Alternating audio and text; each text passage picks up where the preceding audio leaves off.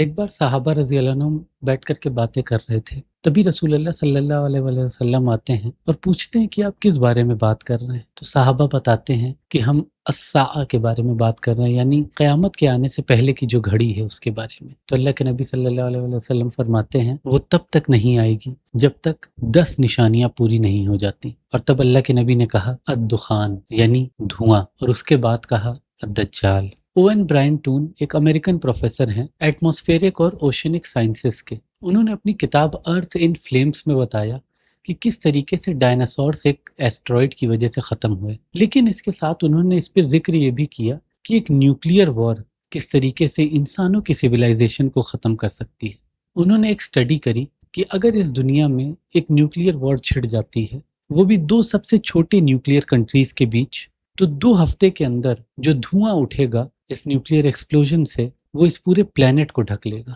یہ 20 سے 50 میل اوپر ہوگا آسمان میں، اور صرف ان 2 جگہوں پر نہیں بلکہ اس پوری زمین کے اوپر ہوگا، وہاں جہاں جنگ نہیں بھی ہوئی ہے یا پلانٹ کا کوئی بھی کونا ہو۔ اور اس کے نتیجے میں جو سب سے خطرناک چیز ہوگی وہ یہ ہے کہ اس کی وجہ سے بارش ہونا بند ہو جائے گی۔ پروفیسر برائنٹون کا کہنا ہے کہ پہلے سال میں ہی 10 سے 40% فصل ختم ہو جائے گی، اور اگر جنگ جاری رہی تو اس کی وجہ سے آئے گا نیوکلیئر ونٹر، ایک ایسا سینیریو جہاں دھوپ کی کمی سے ساری فصل ختم ہو جائے گی اور 90% لوگوں کے پاس اس زمین پہ کھانا نہیں ہوگا، اور اس انسانی سویلائزیشن کے خاتمے کی اصل وجہ ہوگی بھوک مری۔ اور اب یہاں آتی ہے حدیث سنن ابن ماجہ کی۔ رسول اللہ صلی اللہ علیہ وآلہ وسلم فرماتے ہیں دجال کے آنے سے پہلے 3 سال ہوں گے قحط کے، بھوک مری کے، جو بہت زیادہ مشکلات سے بھرے ہوں گے۔ اللہ حکم دے گا آسمانوں کو اور وہ اپنی 1/3 بارش روک لے گا، اس کی وجہ سے زمین سے 1/3 فصل ہونا بند ہو جائے گی، اور اسی طریقے سے دوسرے سال میں